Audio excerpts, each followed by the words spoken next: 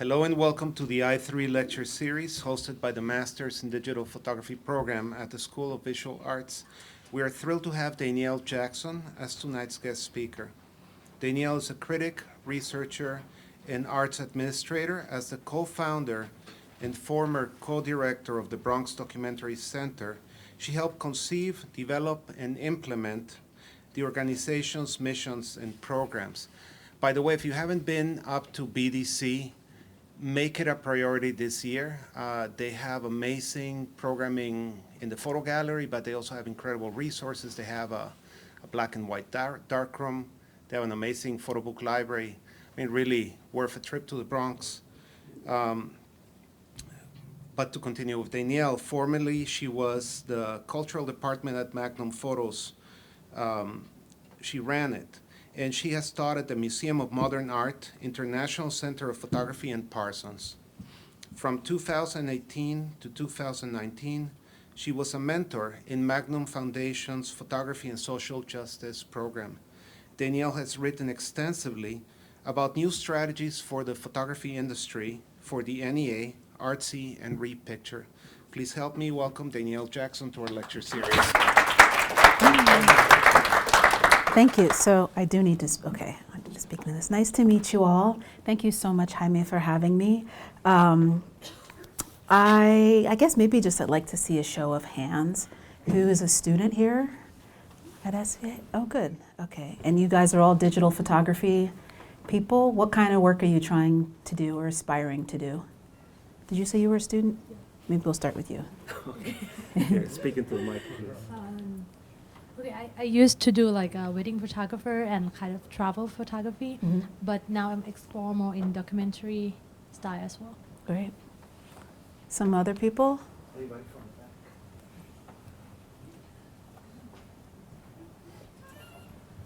Hi. I want to be a street photographer. Okay.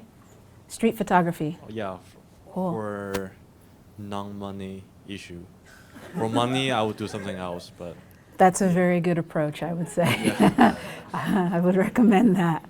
But that's good. Anyone else? Portraiture and fashion. Okay, portraiture and fashion. Cool. So today, most of my work has been with documentary photographers, but I've also worked with photographers and artists from all sorts of disciplines. And thank you. So today I'm going to talk to you about some of what I'm thinking about. So I've been spending the last few years doing some writing that I thought could help the field think about the way it does its work. And I thought I could kind of take you into my mind a bit and the questions that I'm grappling with. So this will be very much like you're getting a draft of notes, and then there'll be some material that I've written about in terms of the role of algorithms. But today I have a tentative or a title for this talk, or the way I'm thinking about it, which is photography in the Pleuraverse. That phrase Pleuraverse comes from a design theorist and anthropologist named Arturo Escobar, who really has inspired me in his thinking about a future world where there's many worlds within it. And all of my thinking these days is about where will we be in 20 years, 30 years. That, like, I am trying to be optimistic and not thinking about ecological collapse, but I'm very interested in the changing demographics within the United States. So much of what I talk about will be US-centric, I apologize, and perhaps this may apply or inform something for if you're working in another context. But the year 2050 has been in my mind for quite some time, and by 2050, well, we're already at the year 2050 is actually not as important. It's more thinking about, we've already surpassed a point in the United States where more non-white babies have been born. So what are the lives of these babies going to be like when they grow up, and what kind of media environment will they be working in?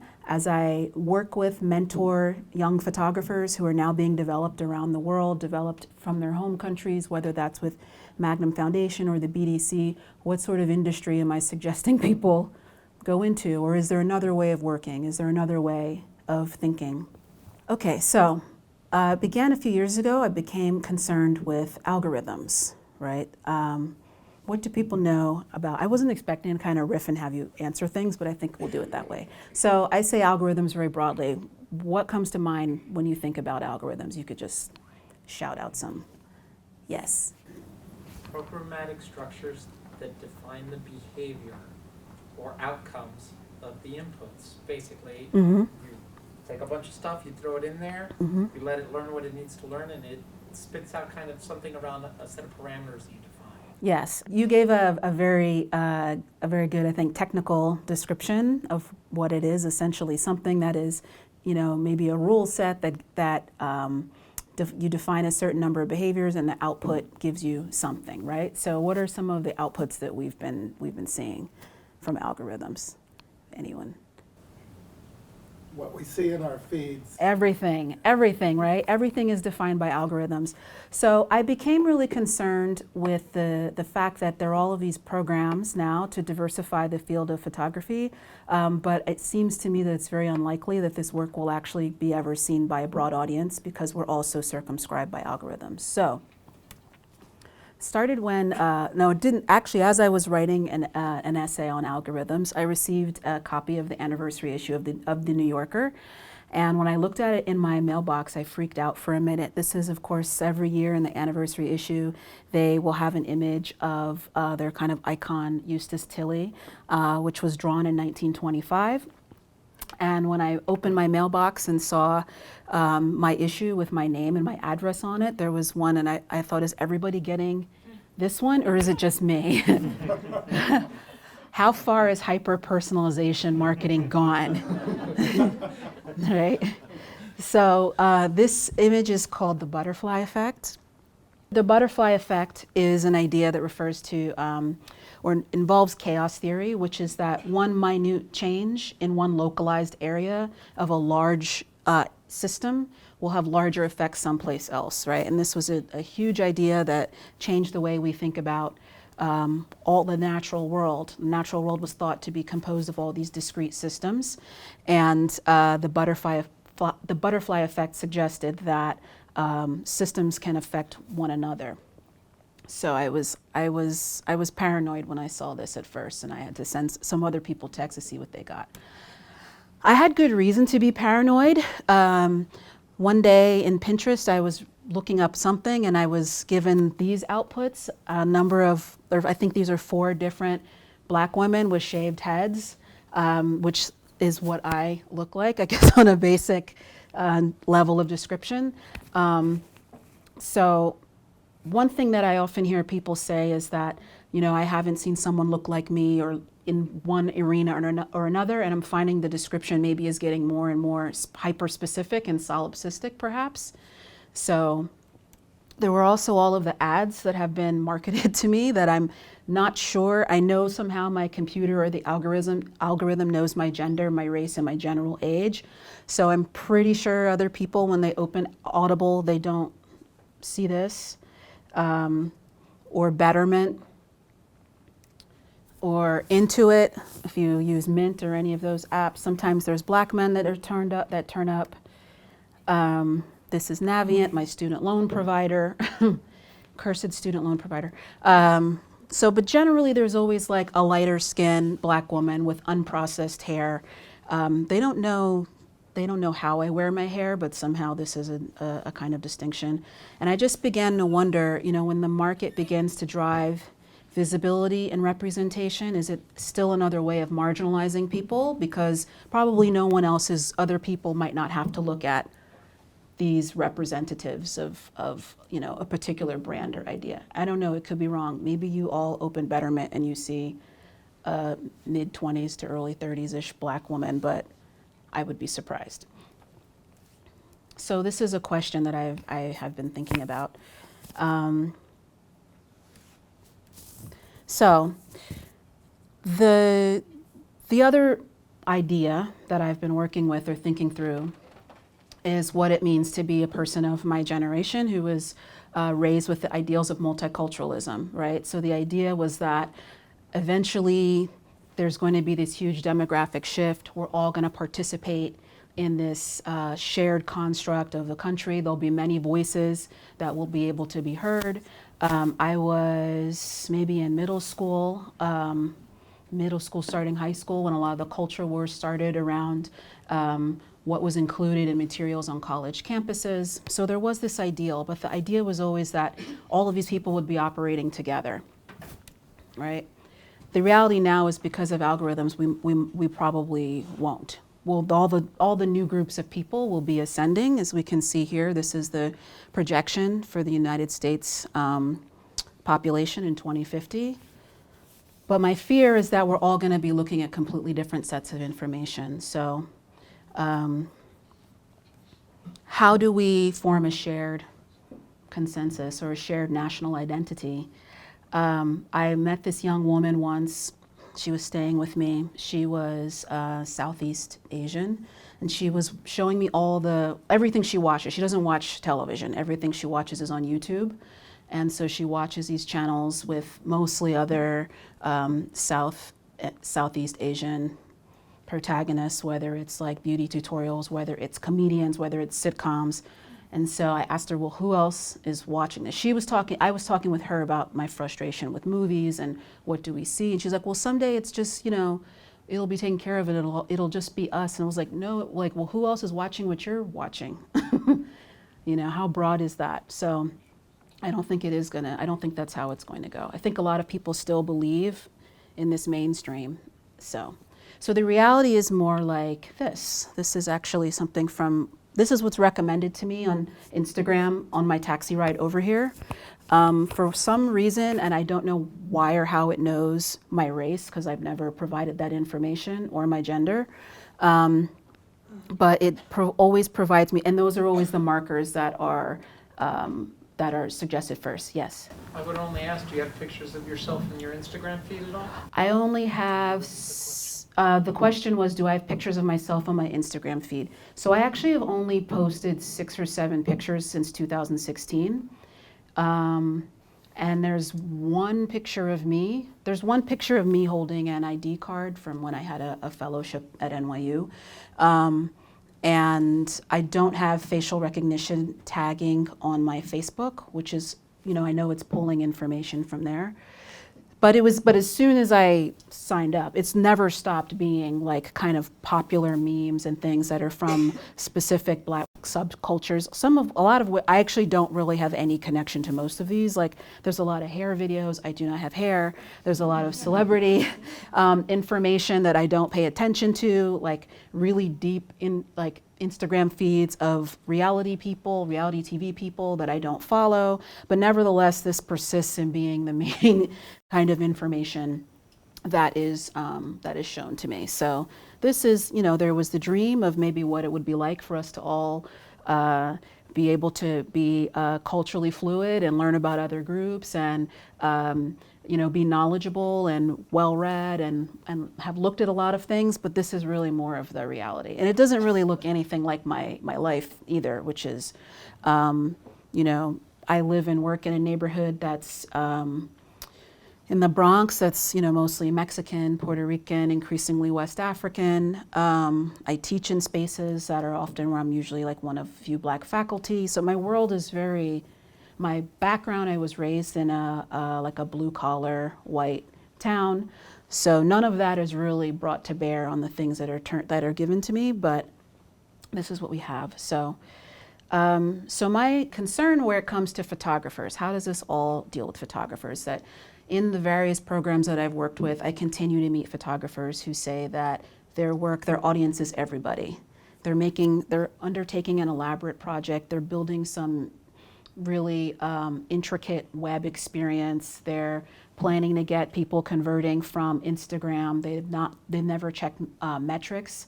And the bigger problem is there is no everybody anymore, right? There is no everybody. And I think it's been a bit hard for people to kind of get their head around that idea. Most of my students have not seen, I teach photography to undergraduates in a study away program that Stanford University has here. So most of my students have not seen some of what are considered like the biggest images of recent years. They didn't see the image of Alan Kurdi, the little boy, that Syrian boy on the beach. They didn't see the John Moore image of the little girl at the border. And they've also never seen a magazine. So I've brought in photo editors to speak to them, and they've never interacted with media in that way. And so, so I'm trying to frame something so that practitioners can think about this and think about how they can do their work differently. So there are platforms that have really created a lot of diversity, helped create diversity in the field, and in the fact that they have democratized who has access to some of the gatekeepers and who the gatekeepers are able to find. But of course, that's challenged by the fact that there's not very much opportunity to publish, as magazines, newspapers are closing all over the place, and the places that are still available are offering far less pages and roughly, in some cases, the same amount of money as they have 30 years ago. So as it's becoming more diverse and open to more people, the conditions are worse. But the same platform, so an editor who might find someone on Instagram is participating in a process that also makes it harder for the work to be more broadly seen. So I don't know if you remember Alexander Nix, the very dashing British CEO of Cambridge Analytica, but he said, my children will certainly never ever understand the concept of mass communication, because narrowcasting has become the norm as opposed to broadcasting. So what does that mean? It means we're now working in an environment where audiences are small, discrete, and maybe never overlapping, and more like-minded, potentially. That's where we are now. Things are always, I feel actually things have even changed a bit since I started to do a lot of this research in 2018. At the time, Facebook announced that they were going to collapse WhatsApp, Instagram, and Facebook into kind of one product where people would really, like, the feed is over and you're really just publishing to groups. So that really is going to pose a challenge. But their strategy is also in working with different news organizations who now have come to rely on these tools is completely changed. So, so it feels like it's splintered audiences beyond repair. The other thing to take into consideration is that even though there are outlets, legacy media outlets, who do publish for a broad audience of people, whatever that means, or let's say a large audience of people, they might not meet the number of people that they once did. So we've got, like 327 million people in the country, roughly. We'll find out after the next census whether those numbers are counted properly or not, we don't know. But there are a few magazines that actually circulate more than 3 million copies. So everyone's attention is just frittered away and is completely spread out. And then when you think about other outlets, so television, so the top TV shows have about 18 million viewers, which is about 15 million. So the top television shows in 1996 had 15 million more viewers for the top television shows than now, even though there are about 60 million more people who are living in the country. Cable news channels reach no more than maybe 3 million people per night at prime time. I know it might seem like clips from certain shows are everywhere, but it's possible you're actually just part of a small bubble who are consuming this information. And by the end of 2017, which is the last time I kind of dug into these numbers, well, actually, the New York Times has surpassed this number, but the print and digital subscriptions were about 3.5 million worldwide, so not within the United States. That's a global number. So, so yeah, we're working in a very different environment. If you get into thinking about digital traffic, I think a lot of people say, oh, well, everything is online, who cares about circulation or this sort of thing. A lot of those numbers do not represent a sustained engagement. So, we know how we look at things, right? Just like this. There's a photographer, Sim Chi-in, who spent a year working on this intense project about sand that she published for the National Geographic. And she came to speak to my students, and she said, I poured like a year of my life into this, and the lifespan of it was like an hour. Like, it just was like the next, rush of information just just washed right over it. So also subscription is, hold on one second. So you may hear that there are lots of unique visitors, like the Washington Post had about like 89 million unique visitors, but most of those people are only looking at 1 or 2 articles before they hit the paywall, which I'm sure we all do with one of these or another, right? So, yeah, it's extremely diffuse, extremely kind of touch and go sort of engagement. This is why when people are like, I want to be a street photographer not for money, I'm like, that is a great way to think about it. So again, and then of course, I'm sure as the folks who are students here know, there are all these blogs that publish that are devoted to photography, but they have a limited reach, and it might be that people are really just publishing their work for each other, right? You may survey and ask around and speak to people you know, like how many people look at some of the photo blogs who are not in photo or design or what have you, but yes. So, I mean, kind of like the essential question that's going on inside of me is like, how is any of this sustainable? Because say, we live in a world right now where it's like the model of the photography business has transformed into something that's like beyond describable. It's like a moving target. Like, if you've got a project that you want to put out into the world, and you have something to say, what is your reach on Instagram?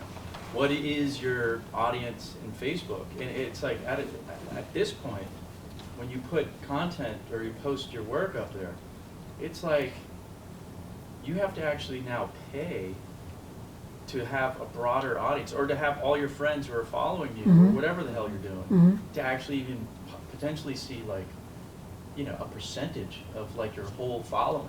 Right. So it's like you have to pay. I mean, the advertising has kind of flipped on us, and we then have to pay to be noticed or to be seen, or to drive the content. And also, I think there's a lot of kind of, so just to paraphrase for the people listening at home and who will watch this later, the model has changed. So it's a moving target. So what is your reach? How do you even reach people? And what does it mean for a photographer who now has to either, I'd like to hear more what you say about pay, but like you have to pay to get everyone to follow you, just so, you may only reach a fraction of those people.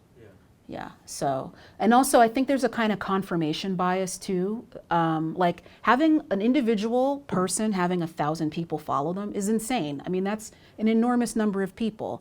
I'm also like, I guess in touch for the rest of my life with people that I knew when I was 5 years old. Like it never ends. There's just a mass of people, but it's actually a relatively small number of people when you're comparing to publishing for millions, which is really what the broadcasting era allowed us to do. So I think people kind of overstate or overestimate how many people they're actually reaching, because for a regular person, it is quite a lot, maybe.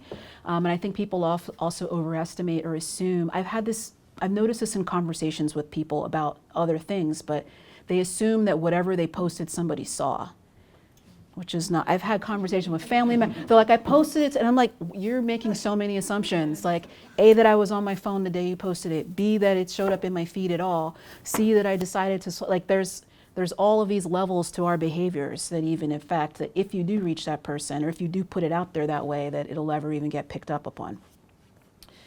I'm also concerned about some other things like sentiment analysis and other tools that are, algorithms that are designed to give you certain kinds of material. And so for people who are doing challenging work in documentary or photojournalism, like, will that stuff be filtered out?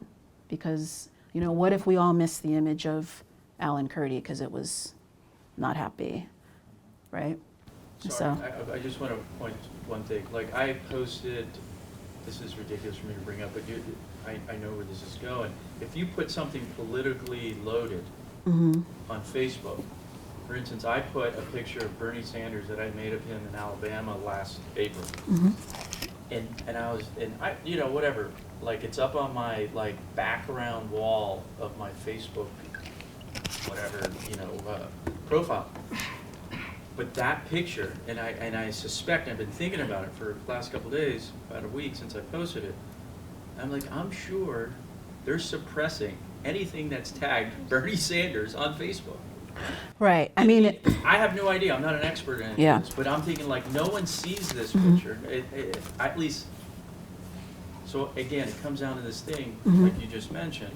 You put content out there that doesn't necessarily meet the status quo of like who's behind the velvet, ropes of operating these social feeds, Mhm. or, Facebook or Instagram, and it's unacceptable. So they kind Yeah. of drown it out, or they kind of.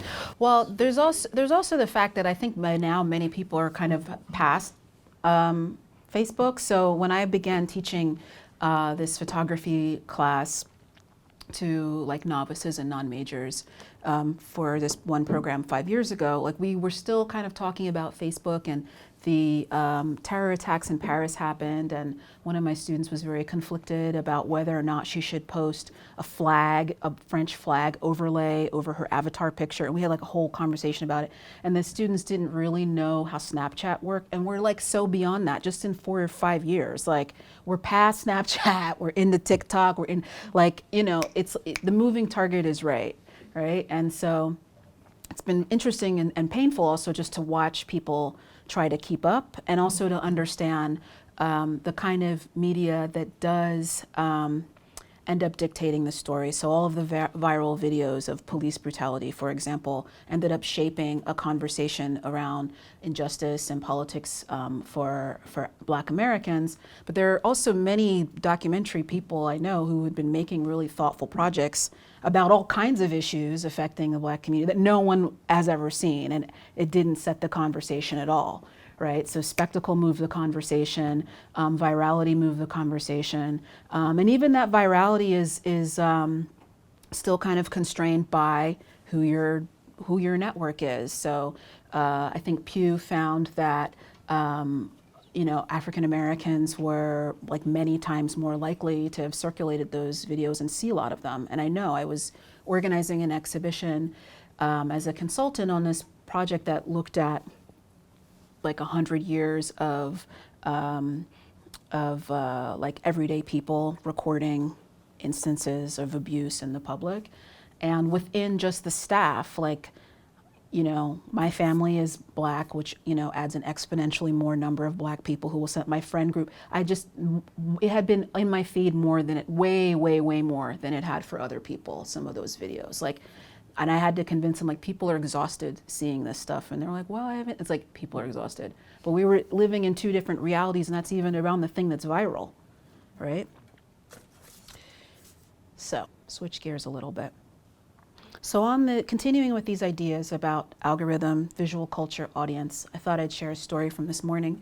A friend of mine is at Sundance with her first feature film.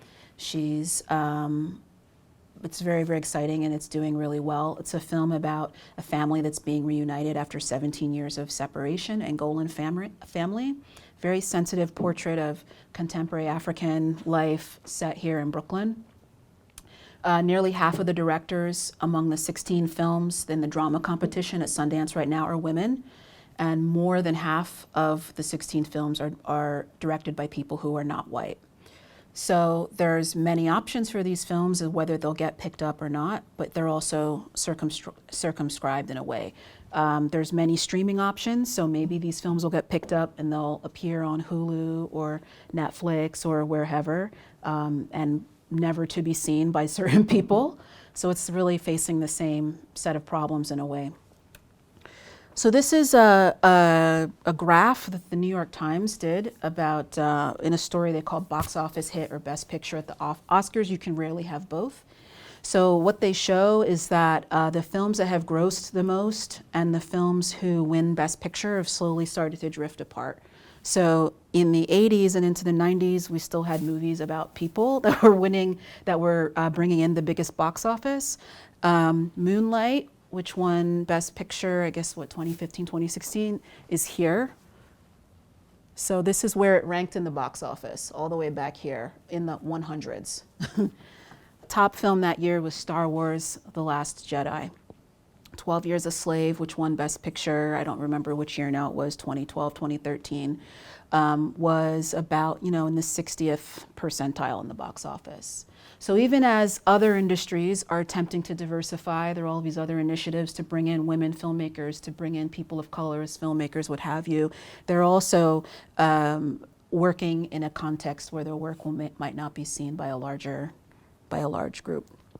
So this has more to do with like all sorts of personal choices and tastes and the way that they have changed, but it really is striking. I mean, it gets to, remember when Terms of Endearment was a top grossing movie? Good grief. These are some charts from a study that was done by UCLA on a range of things within Hollywood. So again, we see this sort of issue where people are just watching completely different things. These are the top cable scripted shows among certain households. So, at the end, they also they're showing percentage, the share of the cast, which are minorities. So 6 of the 10 cable shows that had the kind of top ranking for Asian households were 21% minority. For African Americans, you can see it's like 8 of their top 10 shows had casts that were mostly minority. So this is the breakdown for Latinos, this is the breakdown for whites. There is some overlap in terms of the show people watch. It shows up in a different sequence, and then there's other shows that never show up with the other groups at all, ever. Some shows actually also I've never heard of, and maybe you'll find that you'll find the same. Interesting to see, I think there's some children's shows that show up in the top household among Latino households. But I think about television, and I remember when I was very small, and this may be like very hard to remember, but there were really almost like very few black people on television. There weren't that many blacks in sports, and there were really just 1 or 2 shows. My mother said we used to run to the television as toddlers when a black face appeared on TV. That's incredible to me because at that point in my life, my world was entirely black. So what that demonstrates is what's called the TV view of the world, what media theorists refer to as the TV view, where people begin to believe what the world presents through television, and they kind of internalize it and need it. I've been finding that also with some of my students. I had a student last year, a graduate student, who was upset that there were only, she didn't feel herself represented in video games. So I teach also in a design and technology program. And so she wrote, there's only 4 queer black women in mainstream video game characters in mainstream video games.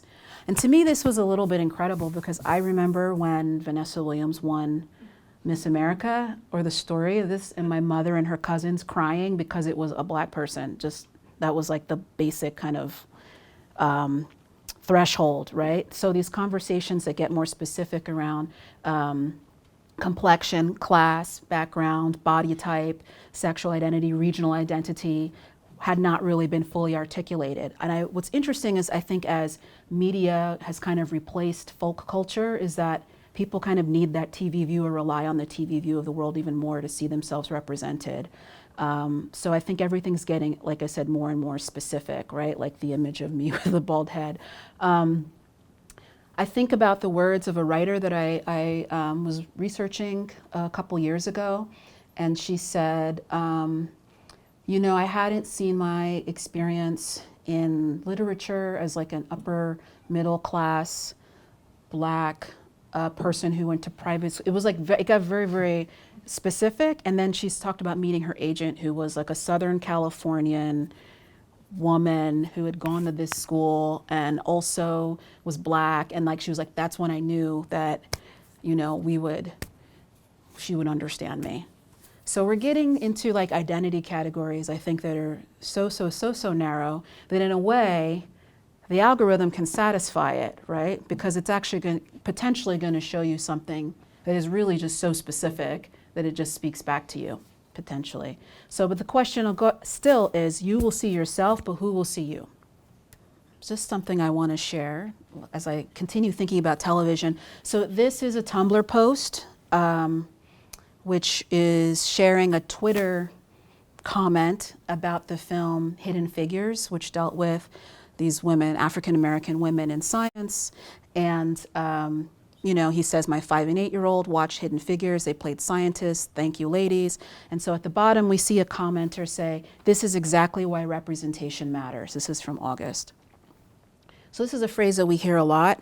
And the question of representation is not so straightforward. Actually, we can't see who's producing the content. It just occurred to me as I was thinking over this case. And we have that question in photography as well, like who's actually behind the work and does that matter? The man who posted this is an actor, but he's also a voice actor. So he does a lot of work in video games, film, and cartoons. So we don't see what he looks like. So this idea of who is producing who is producing the content or producing the diversity is complicated when you understand that this Tumblr user is, if not a bot, then a user from the Internet Research Agency, which is the troll farm that infiltrated the 2016 election. So Tumblr confirmed over 200 accounts that the Kremlin Russians created to continue to sow political discord.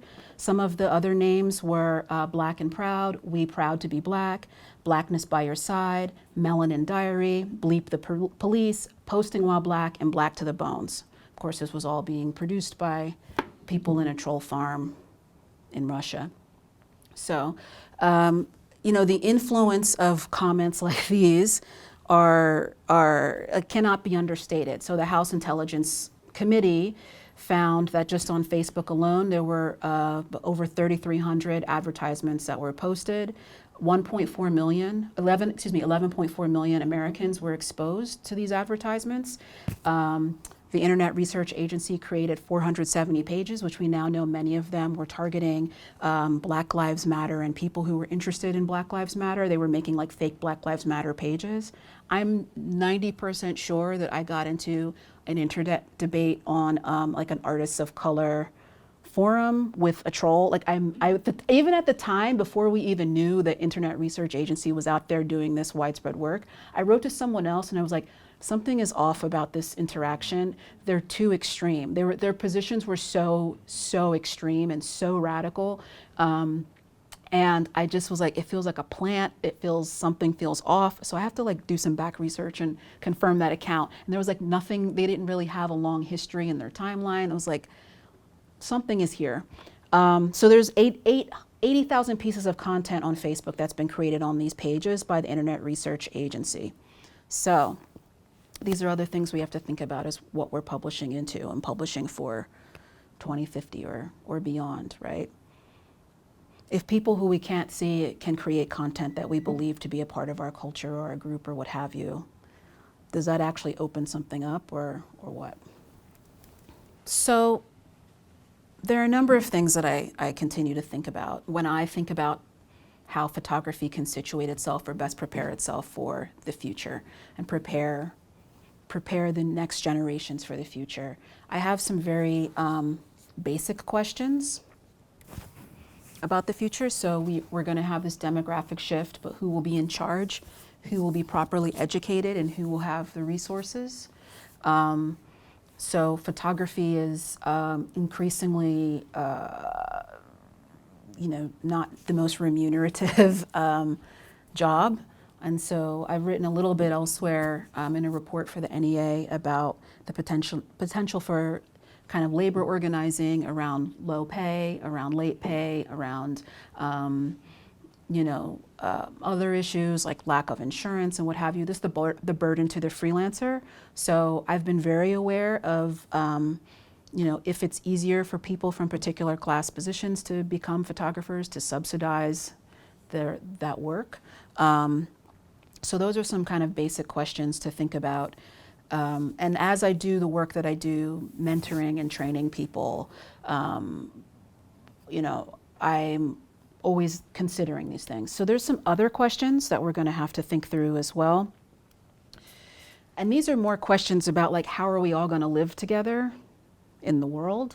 So some of these questions that people still fight over and are still fighting over, if you're following the saga around the novel American Dirt, who can tell whose story, who's going to watch whatever is being produced, who gets to appear in the mainstream, whatever the mainstream might be. And the mainstream, I guess, effectively is who has, the people who still have the bigger resources, right? So I just mentioned to you that like the more than half of the films in Sundance are by women and people of color. But we still see the Oscars are coming in 2 weeks and it's still sort of the same kind of names, right? So who will attract the big resources? In terms of, there's another question that I didn't actually add here, but who will have ownership? Who will feel a sense of ownership? So any initiatives that are trying to train or encourage people from whether it's particular class backgrounds in the United States or minority groups, or there are a lot of programs now that are looking at people in the majority world, training people who are working in their home countries. Are they being thought of as a token, or are you realizing like this is going to be the next class of leadership? And are photographers thinking of themselves that way? Increasingly, I'm beginning to think that I still see photographers thinking of how they can fit in to an industry that's still largely white. So how can people begin to think differently about like, I should actually be leading this and owning this at some point in the future, unless we want to like live like we're in South Africa, you know? So, actually, I want to say a little bit more about who will be properly educated, because this is something that really has concerned me a lot. So with my work in the Bronx, in the part of the South Bronx I'm in, there have been really special challenges sometimes that people have had in terms of having access to networks, having access to resources, but also having access to education. So last year, there was a forum for artists that are all working in the Bronx, and there had been a survey people had filled out. And a number of people were saying, I can't fill out grant applications with my terrible Bronx education, or I don't understand these words, or, you know, people felt that they were not being considered or were not even qualified to have certain arts jobs. So this is a real issue, and I think anyone who is thinking about demographic change in the United States should be concerned about segregation in education, and will we have a majority, if you want to kind of build like a non-white construct that way, like will there be a majority that's had a terrible education, and what does that mean? I find the field of photography, just like the field of art, has become more and more interested in like accreditation, and so everyone is eventually like very well educated as everyone's like writing grants to fight for money. You know, usually you find people who have a very high level of education who've been able to master being able to work in these fields, whether it's also getting social capital. So these are all questions that have come into my work in different ways, supporting people who are brilliant and working in isolation, or don't have access to networks, or never went to college, or have trauma around, you know, people working in the majority world as that's being more supported, who then have trauma around their experiences because they've lived in a place of like, you know, extreme violence or what have you, and then that has to become a part of the training for the next generation as well. So. How about the cost of education? Like, who will be properly educated? Mm-hmm. It's like we have like a whole generation of up and coming, you know, a young generation. You know, I'm 46, Puerto Rican, Cuban, born in New York City, and I'm thinking about like, Let me how does give this him the make mic. sense? Mm-hmm. How does this system, this digital world that we are all participating? Is this thing? It's just for the Oh, it's for video. Okay, I thought it was dead. Sorry. So how does the system that you've kind of delineated, or you know, in these these ideas, right? Mm-hmm. How does this system? I mean, I just find it like so kind of shatteringly like dark, because it makes no sense in regards to this ideal of multiculturalism and equity, and you know, everybody having access to education. But really, where my point was is like the cost of education, and what do you mean by properly? Because it's like, Like able It's- to read it- and write a sentence in a Right, paragraph. able to read and write sentence, but Mhm. then, like even higher education. Mhm. I mean, I just think our whole system of education needs to be so kind of reconstructed, Mhm. just as our whole system as like a capitalist system has to be kind of actually turned on its back. Yeah, I mean, I think I brought up South Africa a few minutes ago, and that's something that also has preoccupied me. Like, will we go the way of, will we be like South Africa? Will we be like the Balkan states? Like, what's going to happen? How are we all going to live together? Who's going to have the resources? Who's going to have the most resources? How is that all going to play out? So I think this demographic shift, beyond how I'm thinking about it with photography, there's like many, many considerations we have to make with that in mind. I don't see it being framed in that way, or constructed in that way, thought of in that way. But yeah, I just will say one last thing and we can open up a discussion. But when we go back to thinking about the butterfly effect, perhaps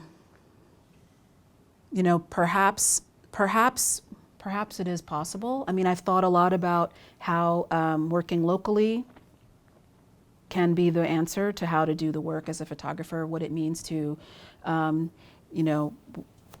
create spaces like the Bronx Documentary Center or other places in other cities. There are many who are doing like kind of local work and just focusing hyper locally. And,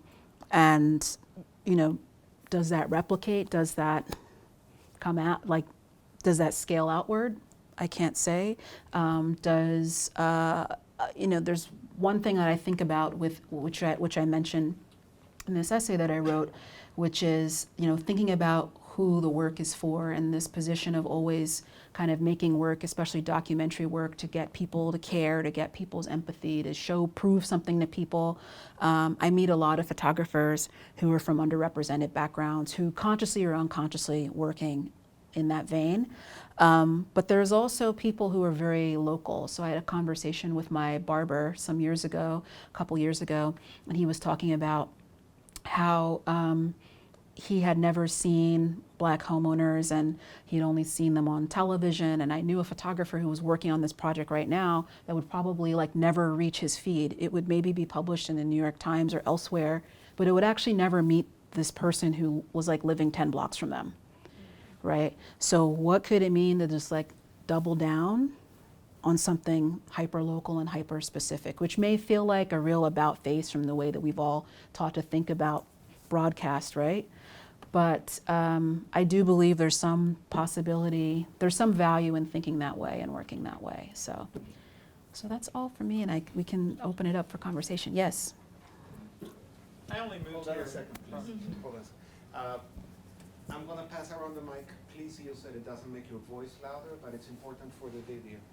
So give me a chance to get to you. Sure.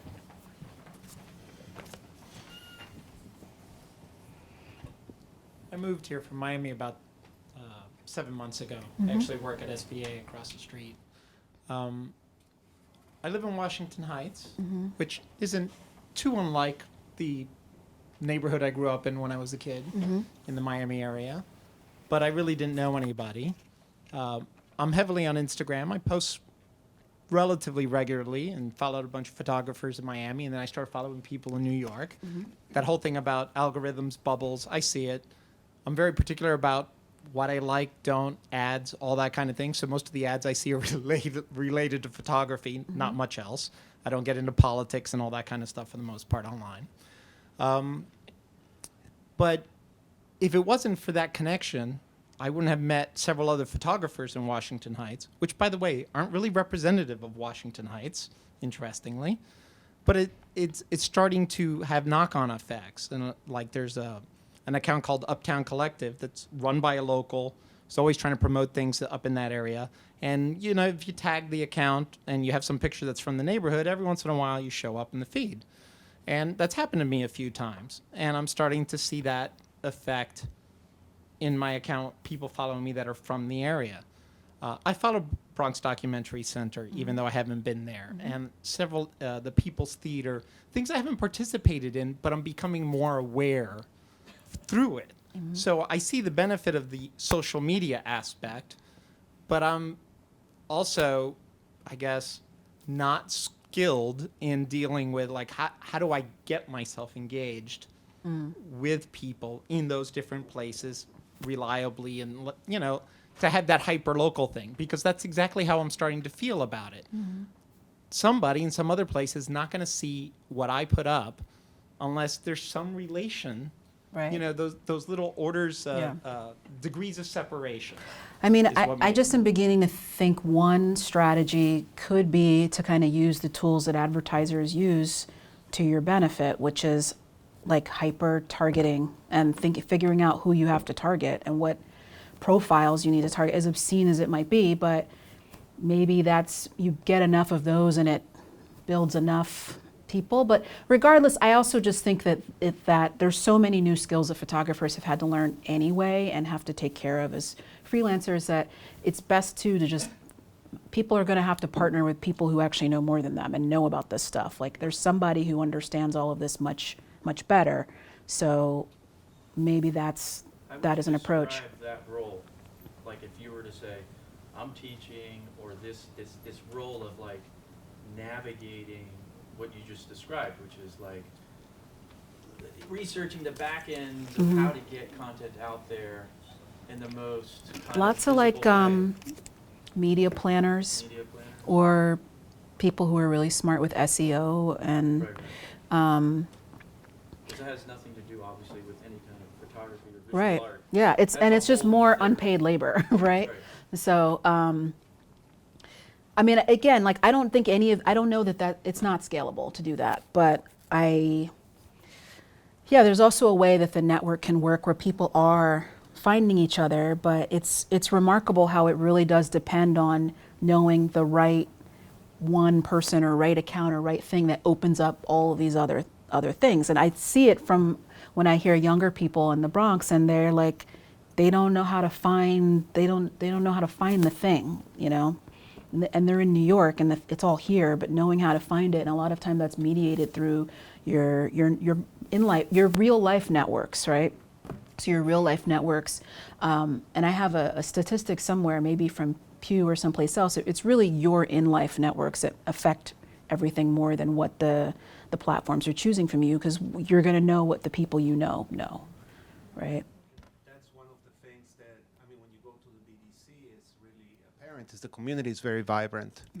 So, I mean, Instagram builds community and Twitter builds community, right? But it's a more random, almost invisible mechanism that we don't fully control or understand. And so I think going back to the idea of real community, such as the BDC, and meeting people who are interested in the same things that you are and participating, getting involved, is much more satisfying if you're interested in community, than trying to sort of drift into it in the currents of algorithms online.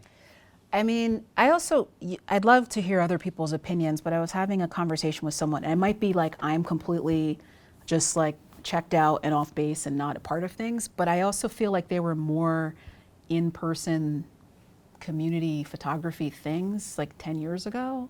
And maybe I'm imagining, maybe because I'm not going to the openings at Aperture or whatever, like, because I'm not going there from the Bronx, but I felt like there were more like gatherings, parties, like spaces, something. And I just feel I can't like get a sense. And someone else was saying the same thing. She's like, I just don't know like where it all. It may be me, but You're kind of right, because it's been dispersed, and I mean, we can kind of say, well, the BDC is probably the only legitimate like center that brings a neighborhood together, invested in the neighborhood, but then it's a meeting place where you can actually see real people. But I'm talking about just even like photographers seeing other photographers. Like, is there just something I'm like not doing I don't know. because I I'm just think holed up in the Bronx? What do you the students of photography? That's another question. Oh, okay. I actually was going to agree with you, because I think once the online venues started coming and everybody's showing their work online, there's much less opportunity to show in galleries, not even galleries. There are always so many more nonprofit spaces, I thought. But Brick is probably do you know what BRIC is, BRIC in Yeah, Brooklyn? Yeah, in they do Brooklyn. a wonderful job of connecting communities of all artists, not just photography. Yeah. And they also give classes at the public libraries all throughout Oh. Brooklyn, I didn't know that. and in podcasting and everything. So, I mean, there are some, linings, silver linings out there that are going on now. Oh.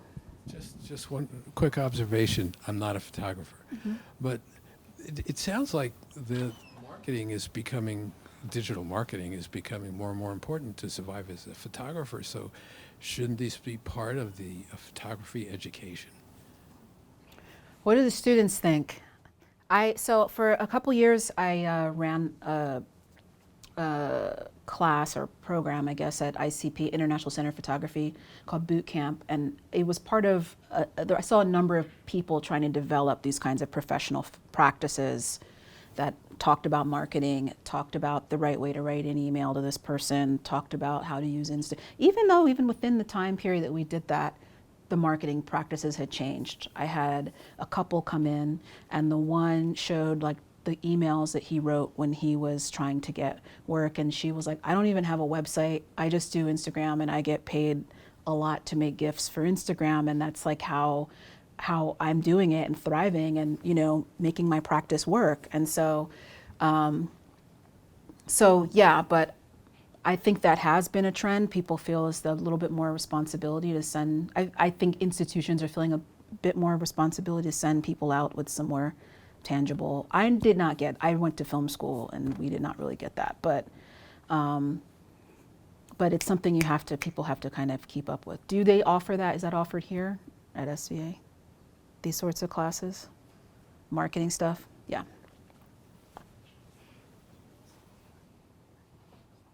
Hi. As a photographer, I'm a member of the APA and the ASMP, and we have groups within those, like the New York Photo Club, Yeah. the photo group. The APA, we just met over at Wonder Photo over at it's part of Fuji. We had like maybe 8 or 10 photographers there, and they were showing each other their work, and we were able to critique other people's work as to the quality of it, what the needs were, what was great about it. And there's also a group called Projections that's headed by Frank Mayo, where photographers can get together and talk about what's going on within the industry in advertising and media, and also talk about their work and in a give and take environment that's positive. But there are only a few groups that I know of that do that, and I find it. There's also the New York Photo Salon, Yeah. which we just participated in, which is sort of like a lifesaver. Yeah. Well, that's good.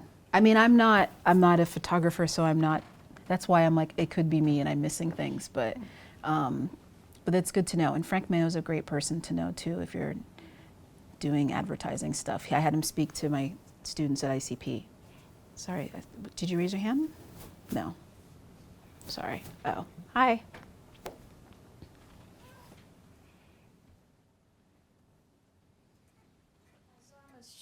A current student at MPS Digital Photography now, and I'm from Vietnam. So from my personal point of view, I think we get really spoiled with the flood of information nowadays, and we get really lazy to actually reach out and to actually go out there and learn more about whatever you want to learn. For example, we are photography student. We need to learn more about photography. We want to get more information. We want to know more about some genre or something like that. But we just rely on social media. And like you say, it's like all the information on social media is already tailored for our personality. Yeah. So so I don't know if your question is, how do you get together with other photographer, right? Well, yeah, or just, are there fewer opportunities for people working in photography to get together with one another? I feel like you just have to go out there, just actually dig into like whatever that they listed out there, because I think with the internet nowadays it's just easy to find it. It's not like in Vietnam we have information concealed. Please don't put it on. I might get into trouble saying those things, but yeah. Information's in here, especially in New York City, it's not concealed. Yeah, so it's easy to just go out and Yeah. look for it. If you know how to look, and if you, I think some information's easier to find than others, right? And part of the way algorithms work is that there's some things we might never find out about. Yeah, so especially with the Instagram thing, it's already tailored for whatever you look for. So I don't think my Instagram is tailored for my race or where I come from, because it's not look like me at all. Yeah, so so it's very much depend on the person as well. It's going to depend for everyone. Do people know how to find their advertising settings in Google and all of that? I mean, that can be useful and illuminating as well. But what you said made me think about this quote from Arturo Escobar, who I mentioned, a person who talks about the pluriverse, the multiple worlds existing. And he's writing about design, but this applies with what I was saying too about working hyperlocally and finding other avenues. He says, we restate the question, can design be reoriented from its dependence on the marketplace toward creative experimentation with forms, concepts, territories, and materials, especially when appropriated by subaltern communities struggling to redefine their life projects in a mutually enhancing manner with the earth? So when the market kind of collapses, what opportunity might arise? And it might just be kind of like a rebirth of photography in a much smaller context. I mean, not to obsess about the BDC, which I am. Yes. But it seems to play into a lot of your ideas here. I don't know if as an antidote or as a precursor to your ideas.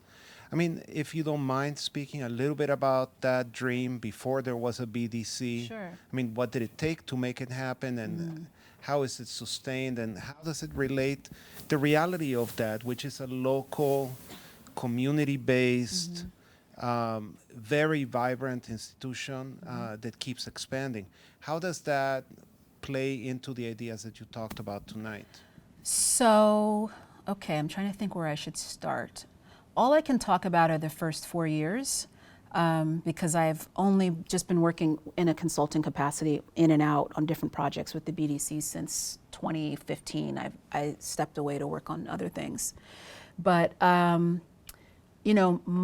Michael Camber was a photojournalist on contract with the New York Times. He was doing conflict reporting around the world in Iraq, Afghanistan, most of Africa, and he bought this building that had a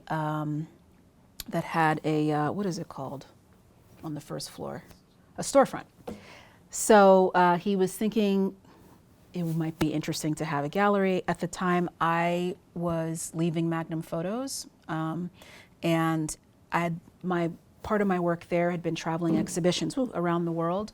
And I had been thinking, I was working on one particular show called Access to Life, which dealt with 8 of the Magnum photographers photographing people before and after they got free antiretroviral treatment for AIDS. And we traveled this exhibition to like 9 countries or 8 countries or something like that. And it helped raise all of this money. It was used as part of a campaign. But when my mother went to see the exhibition at the Corcoran, she told me how she and the security guard were crying about one of the stories because the show had these long kind of captions, and it took you through a narrative about they were sick and they got better. My mother and this other woman couldn't get through the narrative, so because the work was just too arresting and sad. So I was thinking a lot about like what it means to show this work in an exhibition format or in this way. Like at the time where I was working at Magnum, more and more photographers were moving into exhibitions and thinking about exhibitions as another way to get the work out there as the media was starting to like, you know, collapse. So I'd already been kind of theorizing about that and like its limitations or the way to do it well when Mike had reached out to me to initially consult and then eventually help him run the gallery. And so this was great because I knew I was interested in organizational development. And so it was very intense. We moved very fast, and we also had providence from many, many levels to build the nonprofit. But a lot of my questions were, you know, what does it mean to be here to show this work here? This is a neighborhood that's 3 stops out of Manhattan, and there are a lot of people who say they've never been to Manhattan.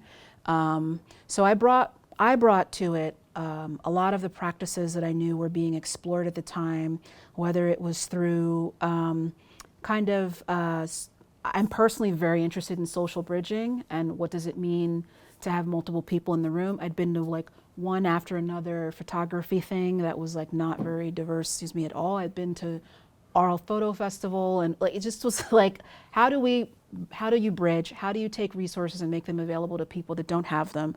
And bridge not in a way like I'm giving charity, but bridge in like we're peers and I care about you and we're in community together, right? So thinking about that, thinking about the way photography can, what's the exhibition practice that you need to introduce people into a space where they don't know that it's, and the design practice too, they don't know what it is, they don't know that it's free or, open to them. What does the layout have to be? So over the course of the beginning of working on this with Mike, when he was sort of like, we're like, okay, I think we'll do this. But then 2 photojournalists were killed in Libya, Tim Hetherington and Chris Hondros, and I think maybe some of their fixers and some of the rebels they were with. And after that, and Mike felt very certain that this was a project that we would definitely move forward and that it was really, really vital. So the South Bronx is this area that's the South Bronx is an area that is in many ways a low information zone. So you can't really, it's very hard to find newspapers there. A lot of people are not on the internet. So how do you use photography to connect people to the larger world? So this pastor came to one of our events and he said, you're connecting the world to the Bronx and the Bronx to the world, right? Which is kind of the big vision. So I'm trying to think what else. So I built a team very quickly, graphic designer. We had like a URL like right away. We just built it very, very quickly. We applied for 501c3 very quickly, got a response in a month, which never happens. Usually you wait like 6 months. So yeah, I mean, my contributions were, my knowledge of cultural management and nonprofit management and thinking about exhibitions and thinking about place and thinking about low-income communities of color. And there was a lot of work both of us had to do as outsiders to get people to feel like they could, people to understand that this was for them, that we weren't coming in to take over. Before we even started, we had a meeting, like an exploratory meeting. We invited local people, local bloggers, teachers. I invited some of my friends from museum education, a couple Magnum people, just like, what could this be? Like, would people be interested in this? Yes or no? What value would this serve? There are not a lot of art spaces in the Bronx, and there are very few that have storefront space that are visible. A lot of them are like on the second floor, or they're behind something. So yeah, we knew this was going to make an impact. And there was some pushback. People felt that one person in particular was like, you're not going to do photography here 12 months a year. No one's interested in that. Like, and he brought like a young artist with him that he was trying to like have, because there are real resource issues right there. So all the thinking you have to do about how do you be mindful of what you're coming with and what are you willing to give and how are you willing to share has to be mindful. Like, you have to consider it. You can't just walk in. You have to figure out all of the local dynamics down to like who on the same block have not been talking to each other for 20 years. Like, you gotta know, you just gotta find all of it and figure it out.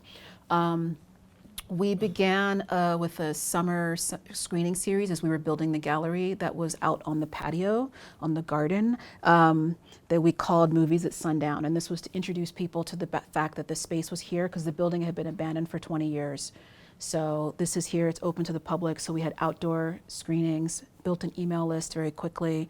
And then for those, we usually had a panel discussion that dealt with themes related to the film. So who in the Bronx is working on green infrastructure? Who in the Bronx is working on maternal health? Who in the Bronx? So you learn very quickly actually who all the people are, right? Which is great. It's a great body of knowledge to build if you're doing community-based work.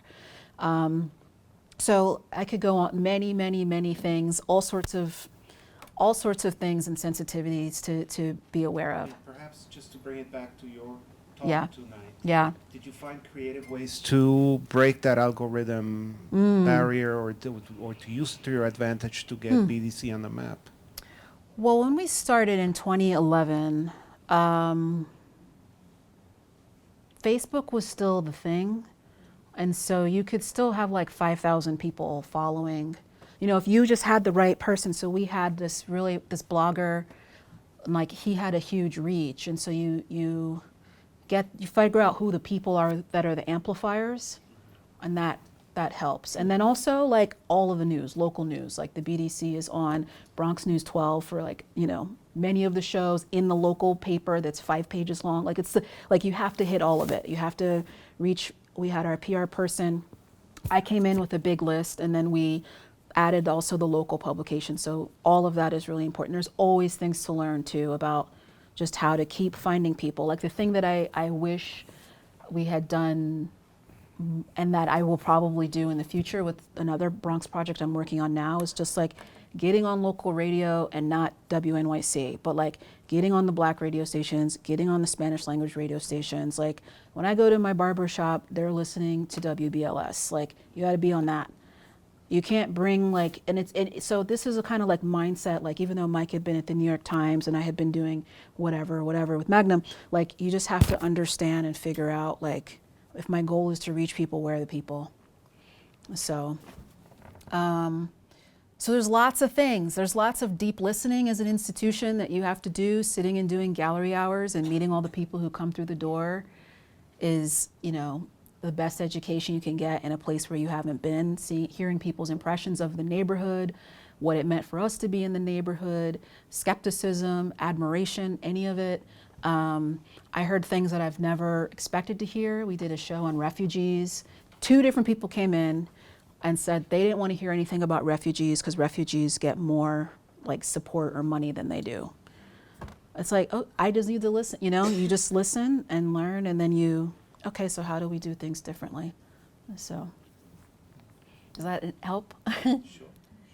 But ultimately, it's still the same question. Like, so the same question for me was animated, which is how are we all going to live together?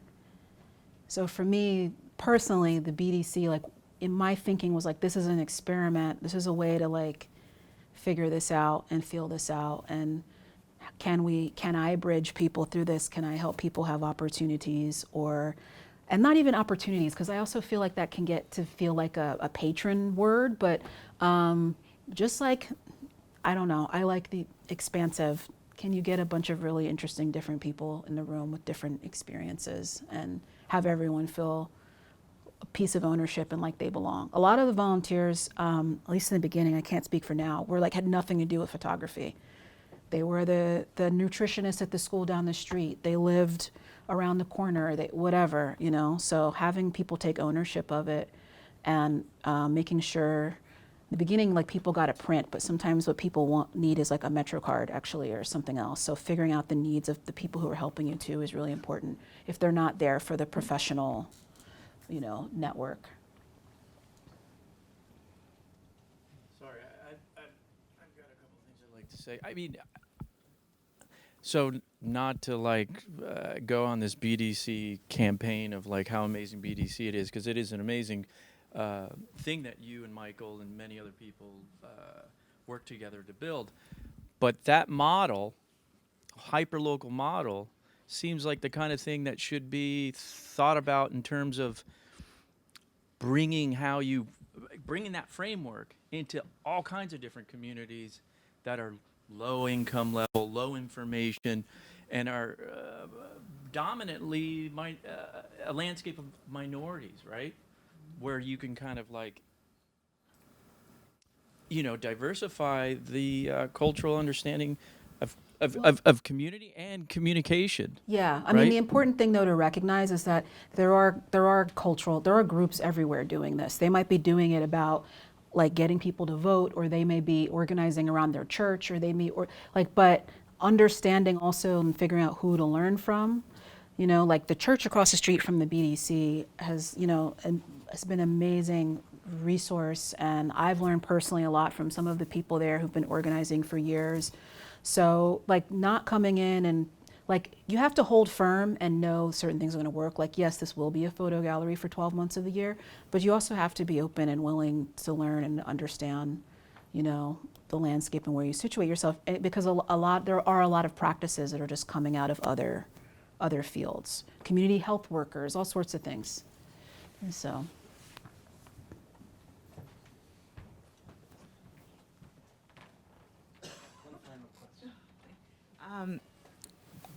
There's so many things, my head is spinning. You've said so many things that have sparked other questions.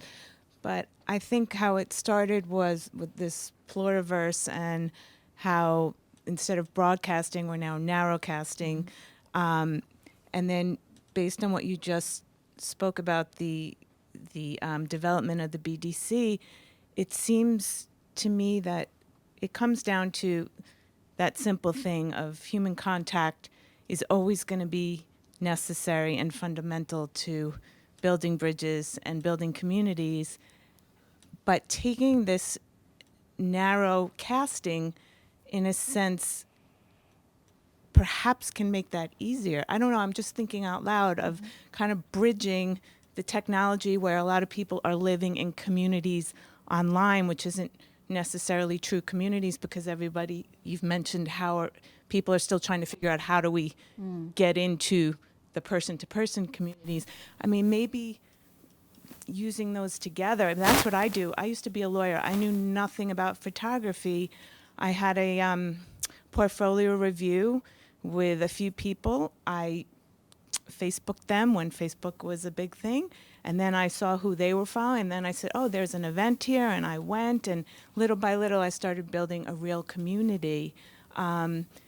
But for me, the BDC, I envy it because I live in Manhattan. I don't have that community. Has nothing to do with photography. It's just a real community. You're talking about the church and the healthcare work, everybody. It's not just photography. It's human beings really having to connect and learning to listen from each other. And that to me is inspiring. Yeah. So thank you. I mean, I'll say something. I'm working on a project that's very, very different that deals with urban planning, actually. And what you learn very quickly is there's no one community. Their community doesn't have one voice. So even within a community, there are going to be differences of opinion, wildly different, diverging differences of opinion. There'll be factions, there'll be power struggles, there'll be all of that, which you also have to navigate and be sensitive to. So yeah, I mean, I'm sure there are people who live around the corner from the BDC and they don't feel like they have a community either, part of it is being able to be open and accessible so people know it's here if they want it, but people don't want everything, the same things. And so don't feel bad that you don't have a, but this was the first time I had a place-based community ever. Like I would say my communities were like around my interests more. So it's very, very different. But that's all the time we have. Thank you so much. Thank you.